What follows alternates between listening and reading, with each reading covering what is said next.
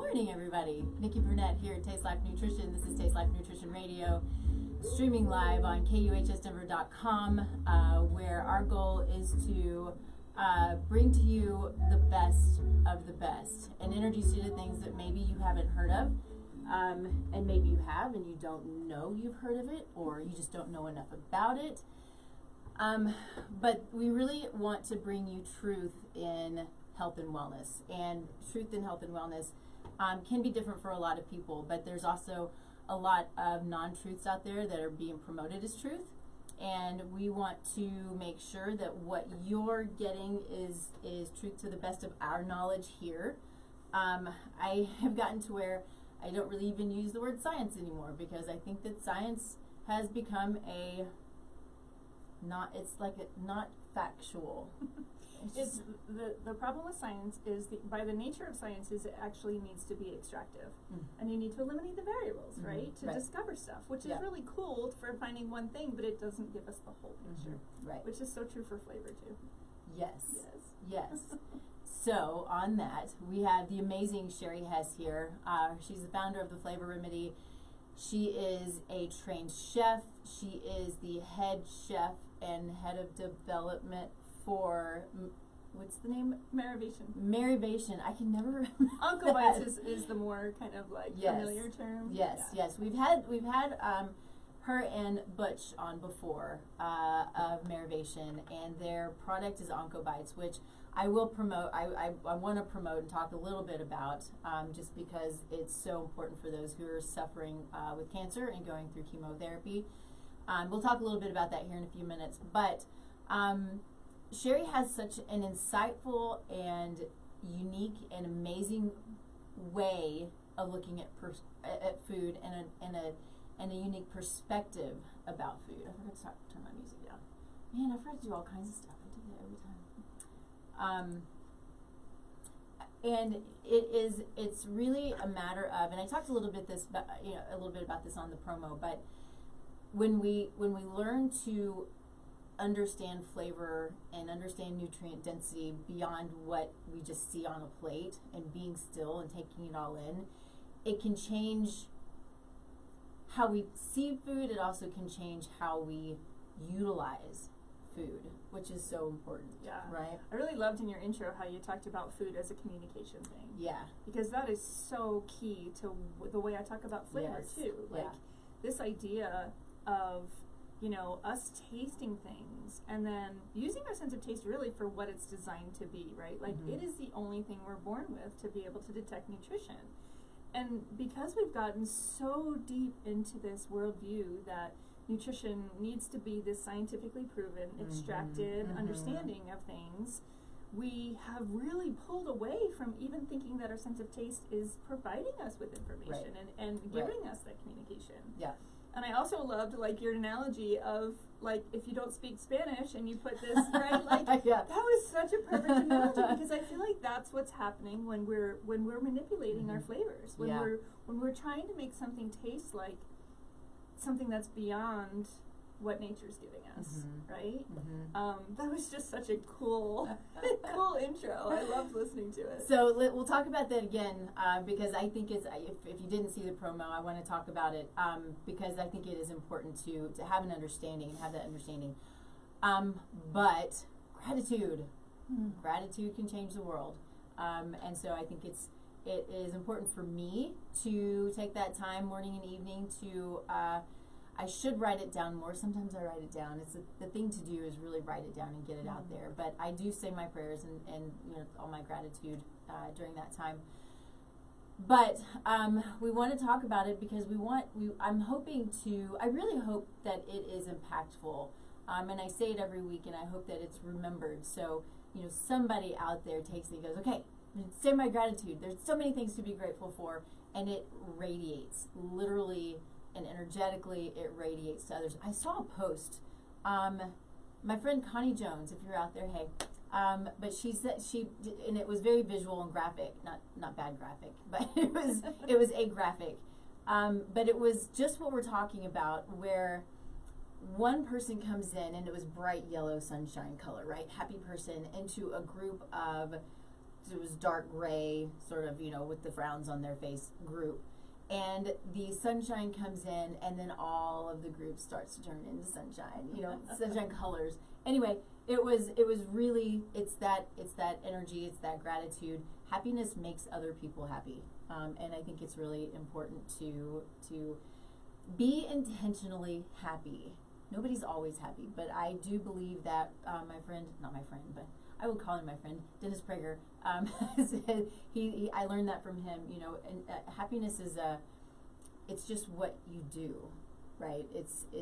You're intentional about it, and it spreads. So anyway, I'll be quiet. You can tell us what you're grateful for. You know, it's so important, and I think even on a daily basis, you know, when I get stuck in my own way and just kind of and you know, reading headlines. I mean, if you get out into the world and experience all the grief and the struggles that people have, there's always that opportunity to find gratitude, even in the simplest things, right? And food is such a great way to do that. Yes. So on that note, I will say that what I'm very grateful for today is, you know, a lot of my friends just came back from Expo West, which is Natural Products West, is like the biggest natural food conference that there is. And I'm part of this beautiful studio called the Regenerative Studio right now, and we're all kind of working in towards the direction of creating a more regenerative food system. So the feedback that I got from them was that there's so many different approaches and so many different brands, and people really wanting to make a difference in the food industry, and I'm just so grateful that there's such a wave of momentum around that. I do love that because I feel it too, with food, with health, with moving into understanding root cause. Because root cause, a lot of times when it comes to our health, is the food that we eat. A lot of times, a lot of times. What is it? Most of the time, maybe, at least in part, right? And so we may believe that we're eating food that's healthy and nutritious and nutrient dense and all of these things, but is it? Right? And so those are some of the things that we want to talk about today.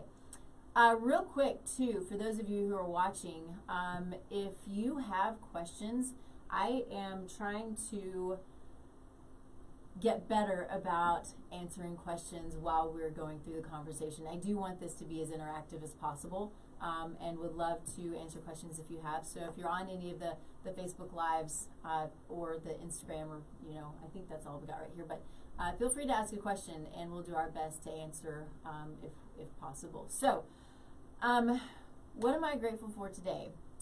I'm grateful for another year. Yesterday was my 51st birthday. Happy birthday. Thank you. And so everybody's asking me, what are you going to do on your birthday? So for my 50th, we went to Florida and had a big blowout, and it was amazing. This year I was like, I'm working.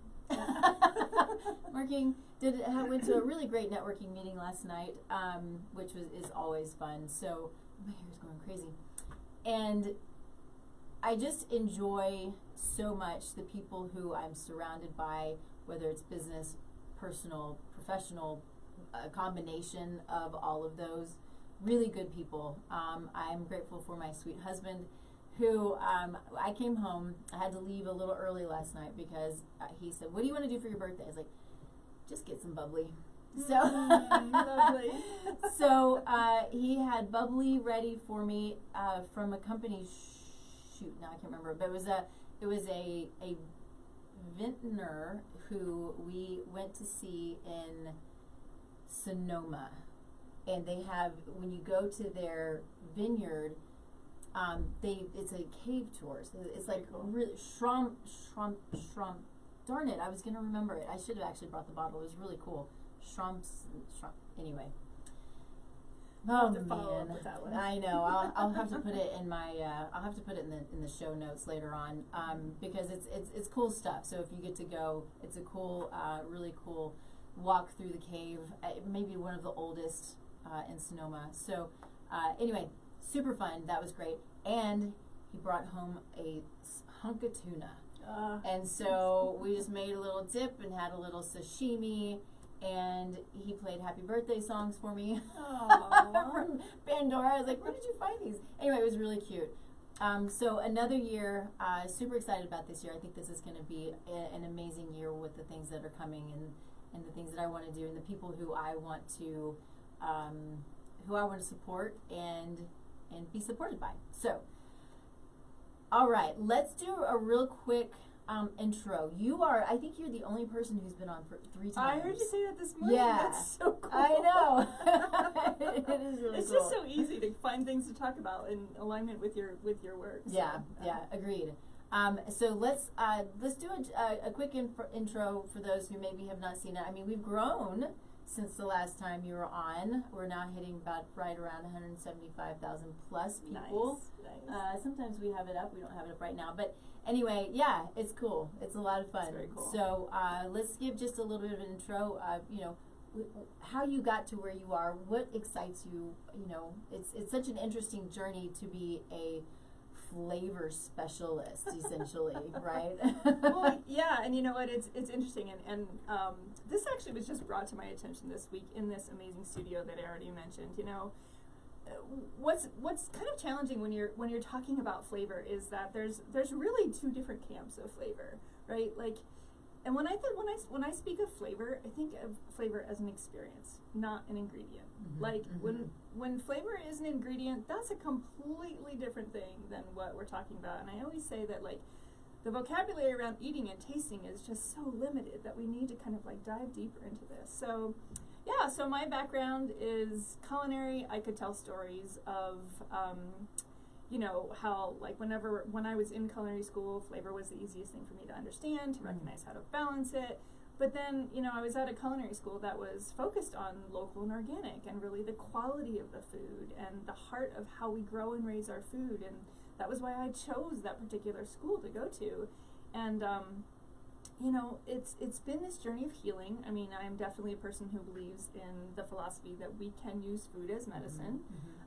I've lived it. As a matter of fact, 10 years after an autoimmune disorder diagnosis, I literally was just at a doctor yesterday, and all my numbers are perfect. Amazing. And it's all through, it's through food and diet, and really tuning in to like real food and healing. And so I got on this path of really questioning taste. Like, why do we have our sense of taste? Like, our sense of taste is really an important, integral part. It's the only thing that we have to detect nutrition. But we've gotten so far into this extractive, mechanistic way of looking at our nutrition. And if you think about all the diet trends and all the ways that we're looking at, well, this is healthy, well, this is healthy. Like, who really knows what eating healthy is anymore? So much confusion. Yeah. So I just really decided to kind of go back to this place of, when can we trust our sense of taste? When can we really look at this idea of what does it mean to taste something sweet, and how does that support our body, and what does it mean to taste something sour? Like, I go to these basic 5 tastes that we experience on our taste buds, and I really look at that through the lens of, there's a big difference between tasting those things from a manufactured standpoint versus tasting those things from nature and what is actually being grown and raised into our food. And it's taking me a while. I feel really excited about the path I'm on right now, but part of the excitement is coming from this idea where science does benefit and technology is showing up in a really cool way, is the ways that we can now measure nutrient density. There is a company in particular that I love the work that they're doing called the Bionutrient Association. They also have a Bionutrient Institute, and they're developing, lab-based technologies and even handheld technologies that allow consumers to get readings for nutrient density, like right in the grocery store. So like, as this technology is rising around nutrient density, my work parallels that. It doesn't replace it, right? Like, because I'm coming from this holistic, like, what does our body experience and what does our body crave, and when are we satisfied by our food through flavor? It's a perfect way to parallel these things, right? And what's happening, and what I keep kind of pointing out and trying to kind of bring into this energy in this field of this work, is that as those nutrients increase, right? So like, we're talking about measuring glucose and fructose and citric acid, grown citric acid, not the ingredient citric acid, right? The things that are actually grown and raised into our food. As these things get measured and as they show up, we can taste the difference. Like, we can taste the complexity and these layers of flavor. And I always say this is kind of like a selfish MO. Like, if we can just recognize that the deeper and richer the flavor is that is being grown and raised into our food, like, just demanding flavor and pleasure can really help support, you know, farmers and ranchers that are doing a different and a better thing for our planet and growing food. So agreed. It's all connected. That was a really long intro. No, it's great. Don't be sorry. No, it's all good. It's funny because there are like 14 things that I was like that I could say in all of that. You know, I know. It's and so sometimes fun. I just don't shut up. No, it's good. It's good. No, I love it. I want you just to keep going. So one of the things that I say a lot is we have lost the ability to listen to our bodies, and I that includes taste. I think that our taste buds are so confused these days with the synthetic sweeteners, with the synthetic foods, with you know, we crave sugar. So we crave so much sugar, and we eat so much sugar, and it's like we don't know how to turn it off now. Go ahead. And so I can totally speak to that too. So part of what I talk about when I talk about these, you know, the 5 basic flavors is, you know, what's happening in the world of processed foods where there's all this sugar and all this salt, and salty and sweet are the most familiar flavors that we carry, right? Yep. Like, if you're really not into cooking and you really don't understand how to balance flavors, normally it's the salt you reach for first if you want something to have more flavor, right? But the truth of it is that in nature, sweet doesn't show up as just sweet. It always shows up, think about an apple, right? Like, an apple is wrapped in a skin. And if you taste the skin of that apple, that's where you're going to get that bitter flavor, right? It's going to be a little bit more challenging if you ate it on your own.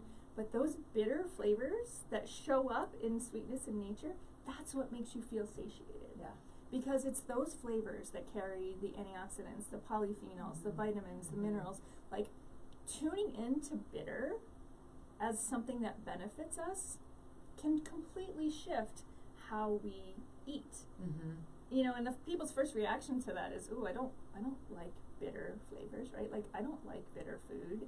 And there's a level of that is true, right? Like, bitter flavors inherently, you know, are kind of speaking to us from this aspect of, you know, at the wrong level, it can be a level of poison, right? And we say to think of it like medicine. Like, medicine in the right dose is beneficial, right? But in excess or, you know, of the wrong type, like, don't be out there eating, you know, belladonna or something that's going to really be bitter and really...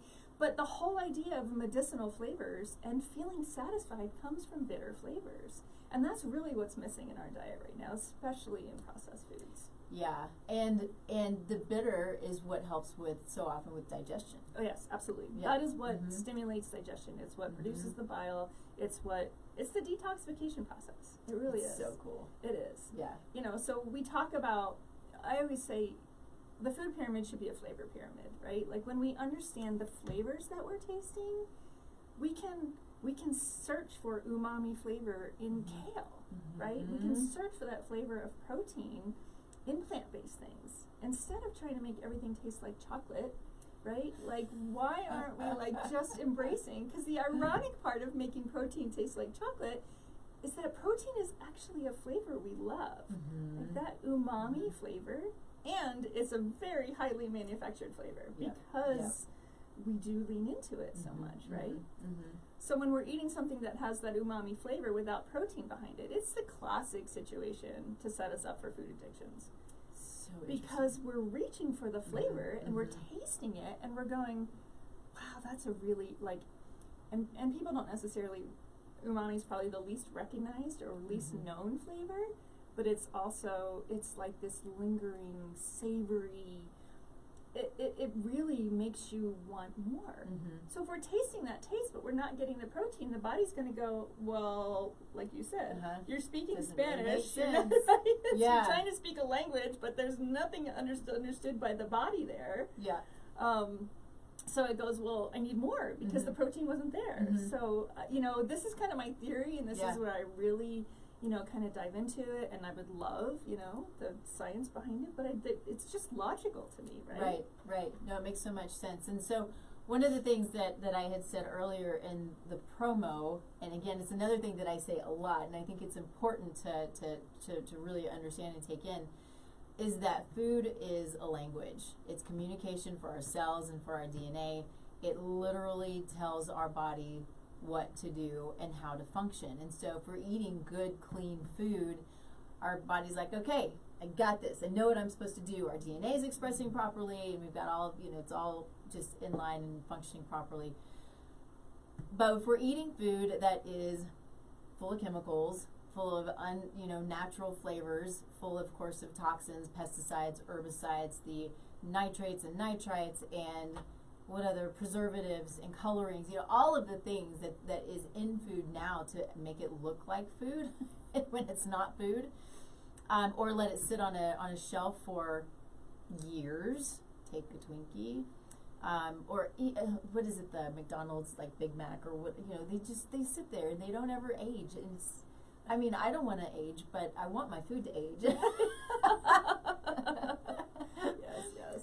Anyway, if we're eating these things, the body's like, I don't know what this is, and this is kind of that, speaking Spanish, the body's like, I don't understand, and so it becomes confused, which then creates the inflammatory process, which then creates dis-ease, right? So we have these diseases, we have these cascade of symptoms, and we're like, why is this happening? Well, probably because of the food that we're eating, or in the nutrients that we're not getting, and then, the lack of digestive function because we're eating on the run and we're not sitting still and we're not, tasting the food and bringing in that gratitude, which changes the biochemistry and all of the things that we could talk about, around mindful eating. But I love the concept of mindful eating also because it is about sitting and taking in the flavors, which helps with the process.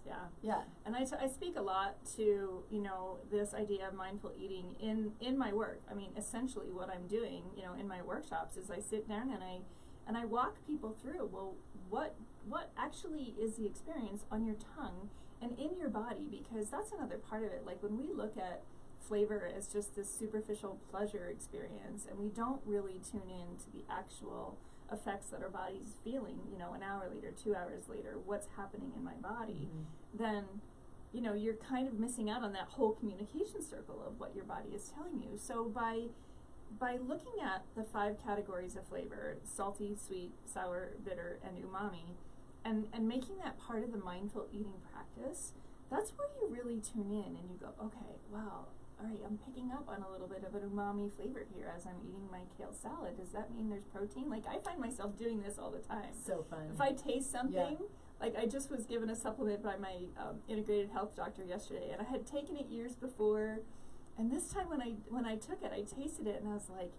wow, this is really, like, it felt like, it almost had this experience of like a dashi broth, which is a really high protein fish-based broth. But it had this like caramel flavoring on top of it, right? Which is what we do, right? Like we want our medicine to not taste like medicine necessarily. But I was like, this is so crazy because just recognizing those flavors, and tuning in and being like, okay, where is this sweetness coming from, and what am I eating with this sweetness, and what is the intention behind, wanting this energy, like. When you look for the flavors in your food, it's a whole nother level of mindful eating, and it just gives you something else to kind of grab onto. Yeah. So in your workshops, you are literally teaching people how to pick out flavors. Yeah. Yes. So that would be the workshops that I would do with like individuals or in like wellness communities, right? Like it tag teams really well with nutritionists. It tag teams really well with like wellness communities. I just did a webinar yesterday, and it's hard sometimes on a webinar because you can't really be interactive. But yeah, like my tasting workshops, we'll walk through like the actual experience of tasting whole foods, and then sometimes we'll even like counter that with, well, okay, so this is what it tastes like to experience sweet when you eat an apple, and this is what it tastes like to experience sweet when you eat a piece of candy, right? And people really are blown away by the difference in complexity, of what you taste in nature versus what you taste in candy, and how is so focused on sweet alone, and it's just not complex, you know? Yeah. So yeah, that's part of what I do. The other thing that I'm starting to do, and this is where the Taste Beyond the Label kind of, you know, title came up with for this show, is, you know, I'm starting to work with brands, and it's really cool. Like, these are brands that, you know, typically have started because they had a health issue in their own family.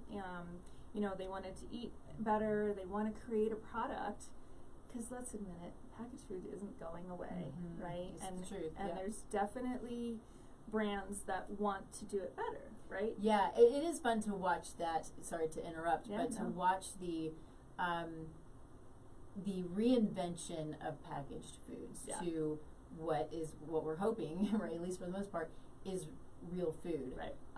I guess it's difficult. It can be difficult then, though, because they're not putting in the preservatives, so it does, you know, spoil a lot quicker. But I mean, that's what people want. Yeah. At least that's the direction and the trajectory that we're moving into. Is people want real food. We want to take it back to basics. We want to get rid of the shit. Right. And we need to find this reconciliation, right? And this is a lot of the work that we do in this Regenerative Studio, is we're really looking at, like, instead of creating this battle between good and bad and processed and whole foods, and, like, we really need to find, you know, look at the benefits and the reasons why we are in this place where we're relying on, you know, stuff that has a little bit longer shelf life, or stuff that's convenient to grab on the way out the door, right? Like, it's not going away because of the way society is. So, like, working with brands that really want to make a difference, right? And they want to work with a regenerative farm. They want to source in a way that they're, you know, addressing the bigger picture of food, not just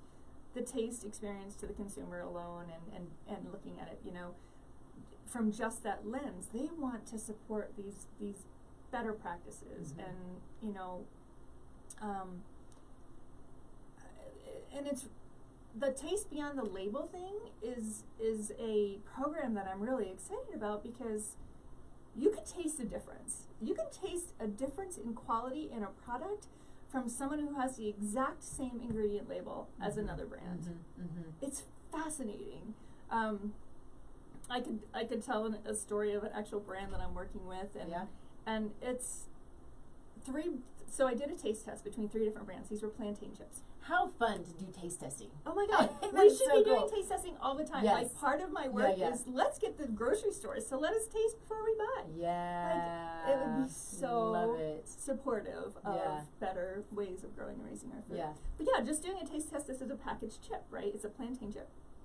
And I'm not going to say names just because I didn't ask for permission, and I don't want to call out, you know, different brands, and I'm just going to be politically correct on this particular show. Maybe in the future we'll call it out. But so they make these plantain chips, and they work directly with, like, a regional farm, a regional regenerative farm. So it's almost like they have a beautiful opportunity to talk about terroir, right? Like, we do that with wine. We do that with terroir. So it's like the grapes that you talked about, the champagne, right? They are growing in a region. So it's all about the region. It's all about the way the food is grown and raised there. And they celebrate that, right? They celebrate the way those grapes taste in that region.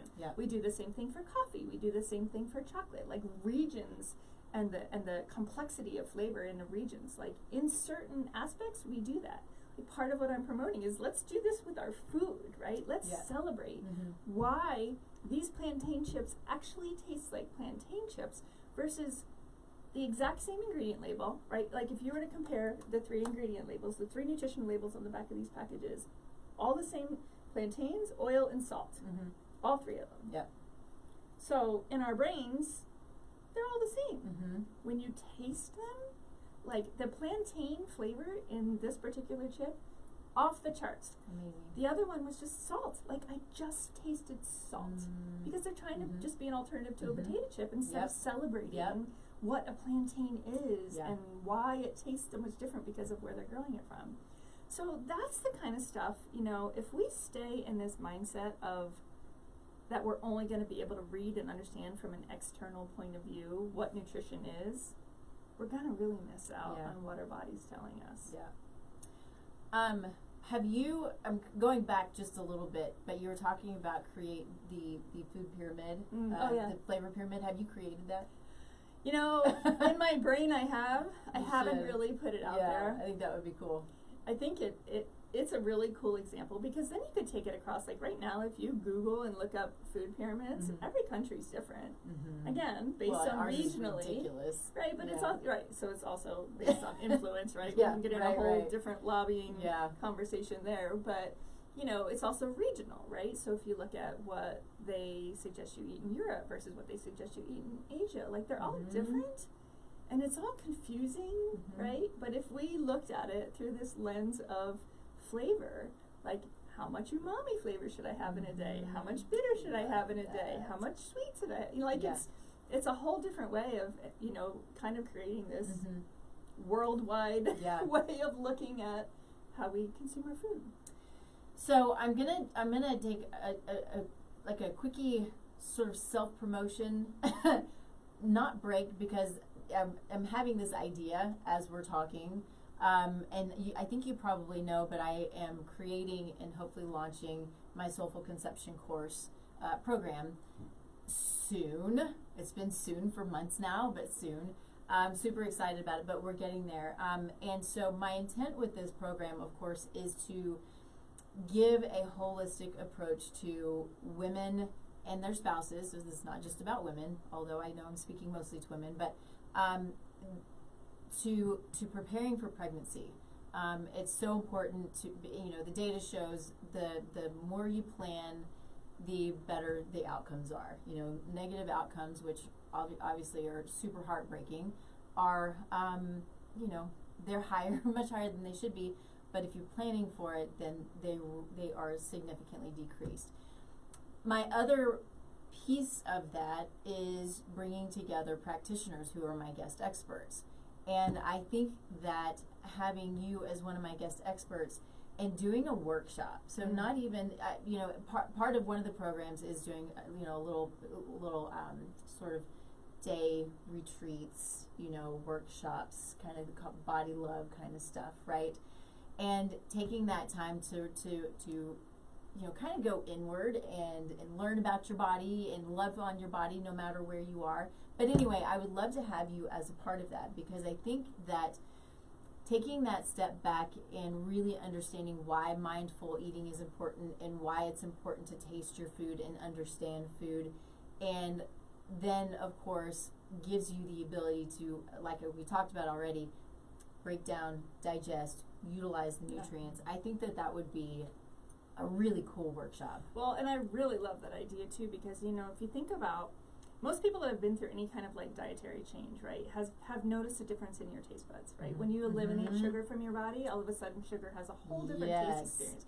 So that's another thing that I talk about, like this idea of flavor communicating to us. So pregnancy, right, is one of those classic examples where cravings change and aversions come in, right? And you go, oh God, I can't eat that. I can't smell that, right? Yeah. So really understanding flavor and tuning into that and starting with those basics can also, I think, help, you know, that pregnancy experience become a little bit more understood, and give you a little bit more direction around, you know, well, what do these cravings mean? And if for me, back in the day, my kid's 21 now, you know, like my craving was a butterscotch milkshake. Right? It's like amazing. It's like if I still love butterscotch, it's a challenge.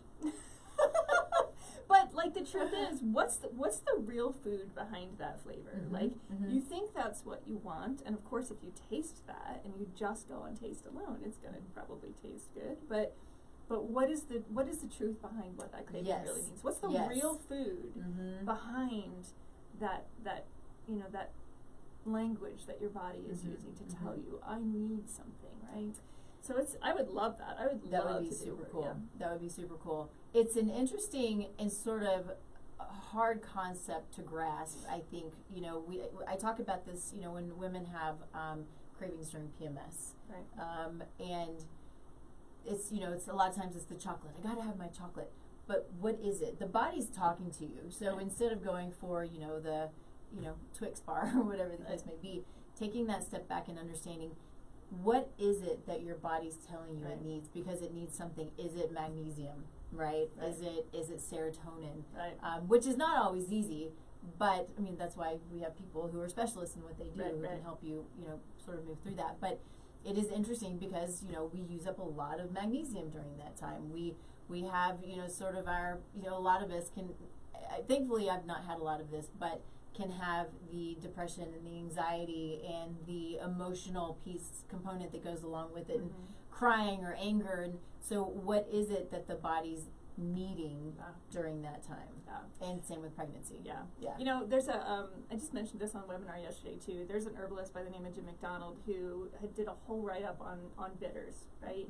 And herbalists really have such a better, more in-depth understanding of flavor. Like they really go into, if you look at Chinese medicine, traditional Chinese medicine or Ayurvedic medicine, right? Like these traditions of practice that have been around forever. Like they talk about taste. They look at taste through this lens that I'm talking about. Yeah. But there's this Jim McDonald, I got off track for a second there. So Jim McDonald talks about when we crave sweet, that we're actually probably craving those bitters that surround the sweet, those things that support, and that are always packaged with those sweet things.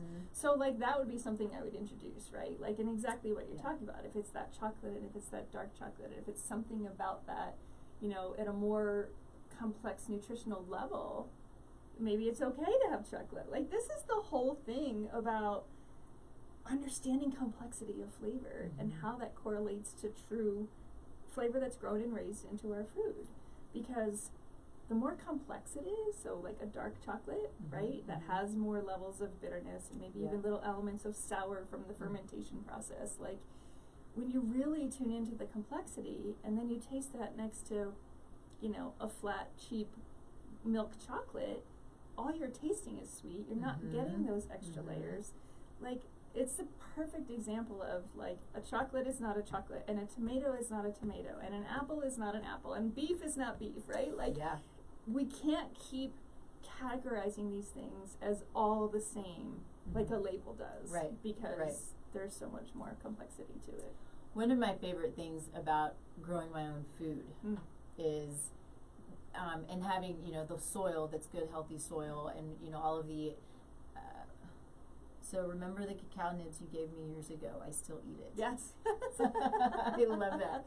Yeah, that was a great story. Oh, Andrea is, she's a big reason why I'm on this mission. She's a dear friend. Nice. And years ago, before organic was even like a thing, she was on the train, and I basically called her crazy. Hi, that's awesome. And now I'm like, oh, thank God she put me on that road.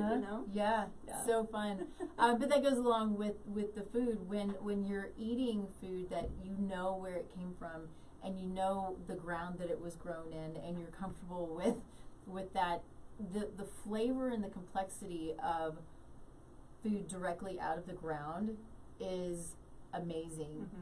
And such a problem with, and I don't know how to go about it besides everybody just growing their own food, which I know is not possible either, but is that, when we buy our food at the grocery store, it's picked way too early, and so it doesn't have the ability to fully develop. So it doesn't develop the nutrient density, it doesn't develop the complexity of flavors, and so we're eating, even if it came from good healthy soil, we're eating depleted food, for lack of a better word, because it wasn't allowed to go through the process. And there's a chemical, and I feel like we talked about this the last time, and I still didn't look it up, but it's interesting because there's a chemical in a fully ripe fruit or vegetable that is not there otherwise.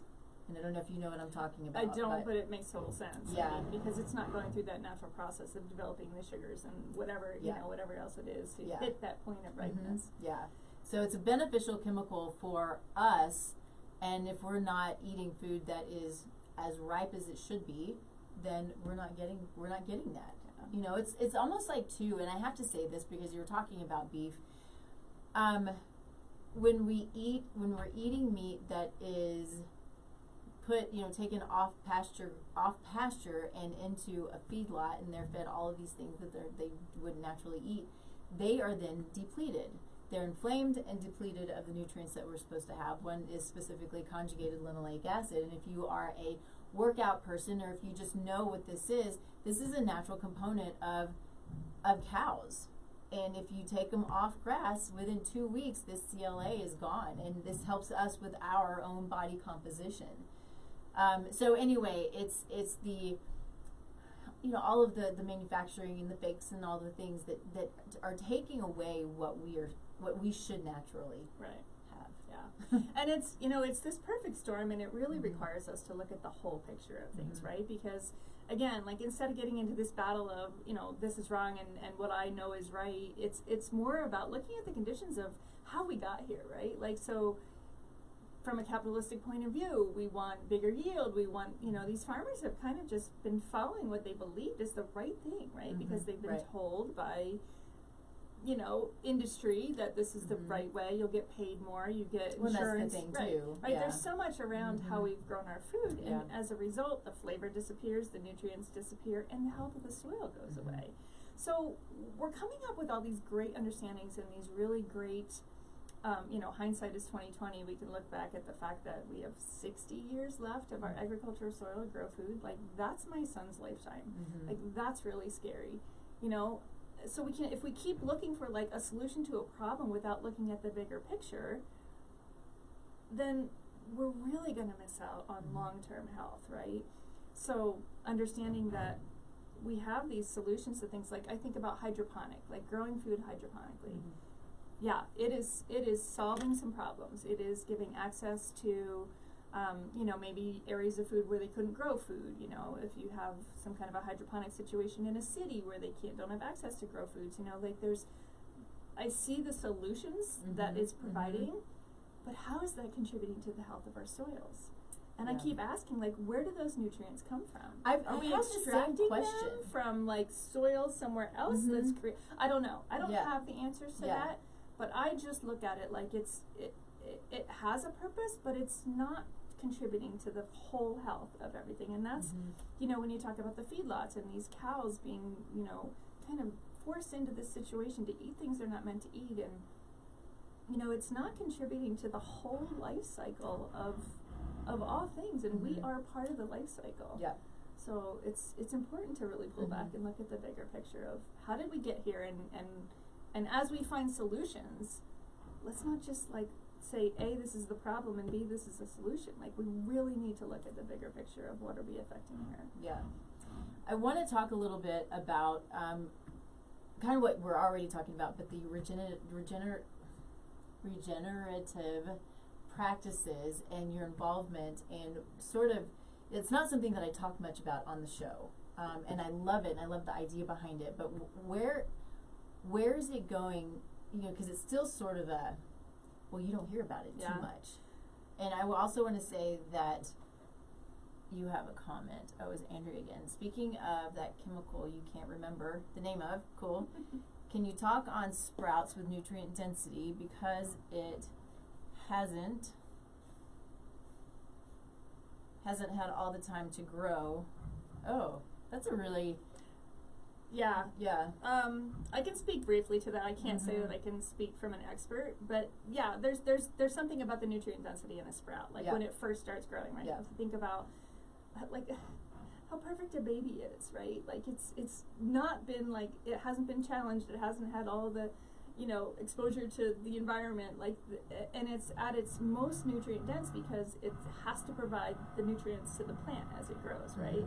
So there is something to that, and I think a lot of times that's also where there's more umami flavor, so a little bit more of that protein content before it really grows into being leafy and more green and more bitter and taking on those other things. So it's interesting to taste a sprout at the sprout level, and then taste like broccoli. If you're tasting broccoli sprouts, like, what's the difference in flavor when you're tasting it as a sprout versus when you're tasting it as broccoli? Yeah, big difference. Yeah. It's go ahead. No, I was just going to go back to the regenerative comment if you wanted to carry that conversation. I do. But I like that comment, because as we were talking about hydroponics and sprouts, because I sprout at home, I'm sprouting all kinds of stuff. It's so much fun. You know, my husband's like, what are you doing? You know, why are there plants all over the counter? Jars. Yeah. But they are essentially hydroponic. You know, they grow in, well, I have two different kinds. One that can grow in a soil. I ordered it from this company. If I wish I had it. I'll post it because it's pretty cool, because I think that what they're doing is pretty cool. So there are certain, like sunflower seeds, right? They do better in actual soil as opposed to, say, sprouts, who do well, like in like a coconut. Or, yeah, it's a coconut base, so it's that's like coir, like a fiber. Exactly. And so they grow differently. They grow well, but they're still not growing in anything. So how do they have the nutrient density like the sulforaphane, right? Which is in broccoli sprouts, which is 200 or 300 times more intense in the sprout as opposed to the broccoli itself. And so that's mostly what I grow is the broccoli sprouts, right. Just for that reason, for us, for the dogs, you know, the whole thing. Your dogs eat sprouts? Oh yes. That's so cool. Annie, do your dogs eat sprouts? Annie's dog passed. She has sweet dog passed, but she's a big dog fan. But all raw food for your kids, your dogs, yeah. And it's fascinating too, because if you think about it from that aspect too, you know, there's a different end goal for a sprout than there is for the whole plant, right? So if you're just creating a sprout and you're looking for that, you know, that nutrient density, and you're just growing it in water, you're not trying to create the whole life cycle of a plant, right? So that's a very different thing than if you're trying to grow an entire plant that's producing fruit that's going to then reproduce seeds, right? Like that's where you really need that healthy soil, that healthy environment for it to complete its whole life cycle. But if you're just growing it for the sprout and eating it for the sprout, that's a whole different conversation, right? Because the end game is really just that, taking in that nutrition at that kind of early level of growth. I love that. Okay, let's talk about regenerative farming. Jeez, man, my mind. And I want to make sure we get to this too. We'll talk about. She ate raw. Good. Love it. That's another show. We'll talk about raw feeding. I haven't done that in a while. Andrea, you should maybe come on with me. She's on the East Coast. She'd have to come out and visit me. Ooh, there we go. We could just have a little panel. Yeah. I've been talking about doing that, having a little panel in here. I think that would be fun. So yes, let's move on to the regenerative farming and your place in that and what you're seeing. It's really cool. So, and I gotta say too, you know, again, we don't have enough language in the world of food. We don't have enough language to really understand where are people using the word regenerative to be like this greenwashed thing, right? Where are people using whatever language it is, whatever buzzword around environmental, eco, you know, like it's complex, and you really do kind of have to look at it and really question what does that mean. So there's no definition for regenerative. I actually kind of like that in a way, because I often think that when we attach ourselves to a definition like that, it limits the capacity or the potential that it has. So when I think of regenerative, just in general, it's like completing the living cycle of something, right? And this is what this movement around regenerative farming is really more about. It's more about looking at the whole health of what's happening here, right? So I would say compared to organic, organic can be super regenerative. There are organic farms out there that are probably beyond, you know, what we could see as regenerative. But there's also organic farms out there that are really just like substituting their inputs with an organic input. So it's less toxic, right? Which is way better than a lot of conventional stuff. But, you know, we've also designed the organic movement to be a little bit like unattainable for farmers, right? Like it's really expensive. It requires, you know, pretty strict limitations on things. And it doesn't really speak to this whole cycle of the whole life that we're looking at. So for me, this studio that I'm in, it's called the Renourish Studio, and it's a kind of a subset of the Farmers Footprint nonprofit, which is very focused on helping farmers, you know, actually helping that farming community become more regenerative. Okay. But what we are is an organization of food-focused businesses that really want to see the industry shift, that want to see the industry move to more regenerative, more, you know, more of this looking at things as a whole and looking at the whole the whole life cycles of things, and not just the life cycle of food itself, but what's the life cycle of our business? And how are we affecting other businesses, and how are the stakeholders? Like I feel like I'm in grad school because it's so complex in how it's challenging me in looking at my own worldviews and how I've been conditioned to believe that, you know, what's wrong and what's right. And it's so much more complex. Like, we're not going to create change without looking at the complexities of things. But regenerative agriculture in general, you know,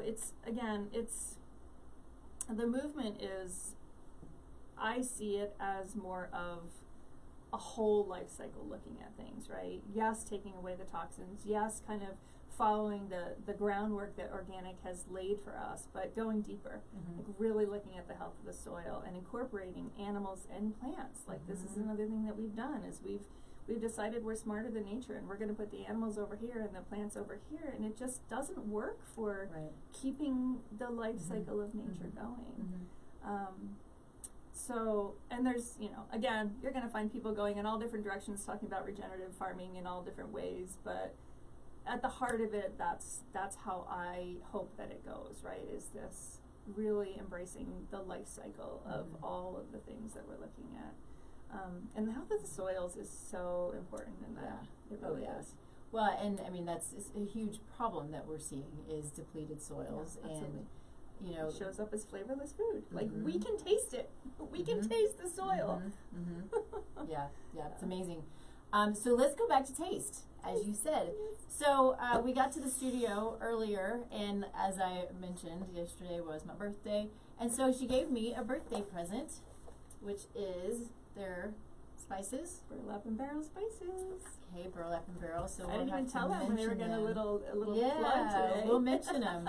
So this is super cool. Why don't you just kind of talk about it like you were talking to me about it earlier? It's really fun. I brought you the spice kit that I often incorporate into my workshops. And so when you talk about the 5 categories of flavor, normally we'll walk through like a whole food actually tasting of that, and then we layer. We talk about layering the flavors. So each one of these spices kind of highlights the 5 flavors. So this royal cinnamon, oops, let me put the label out there. Royal cinnamon. Is all the cameras. All the cameras. It's literally the sweetest and spiciest cinnamon I've ever had. So just a little bit about burlap and barrel spices. They are completely in alignment with growing food the way it should be grown and raised, and the way that they can do that is because they single source. So they get to know every farmer, and every package has the actual location on it. So like we single source coffee, like we single source tea, like we single source wine. Like they're doing it with spices, which is a completely brand new concept. There are other spice companies that have followed suit, but they're just, and as a result, it's more flavorful. Like you will not find more flavorful spices than burlap and barrel spices. Can't wait. So cinnamon is the sweet one. I have tomato powder, which has the umami flavor. There's like some just deep savoriness to that. Cured sumac is the sour flavor. Sumac is kind of a Mediterranean spice. And then the Salina salt is, of course, the salty flavor. This comes from from Syracuse, New York. There's like this ancient buried ocean that they pump down and get. So it's not technically sea salt because they're not harvesting it from the sea, but it was originally an ocean. Kind of cool. Yeah. And then the bitter one we have here is the Taurus Mountain Thyme. Taste this against any grocery store thyme, and you will never go back. Can't wait. So do you do that also? You'll have this against sort of conventional. So we'll start with we could do that. I haven't actually done that. But normally when I'm doing this, I mean, because you could spend an entire day doing tasting workshops, right? Oh, that sounds terrible. I mean, I've done that with like individuals. You know, like if I show up with this and they have time in their closet, I'm like, pull out your time and just taste the difference. Yeah.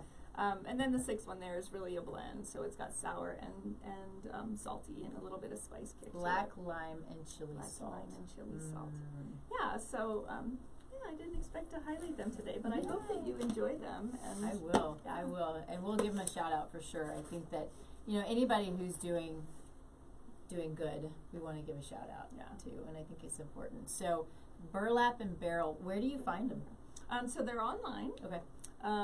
And they're also in like specialty stores. Okay. There's another woman, Carolyn King, in the area, Denver region area, and she's actually doing like I forget the name of her workshops that she's doing, but she's doing really spice-focused workshops. So she's another kind of local source to find them if she's doing shows or demonstrations around in the area. Yeah, but they're the only spices I have. My entire closet is just filled with them. I found them when I was doing my spice blends and I was looking for sourcing. Okay.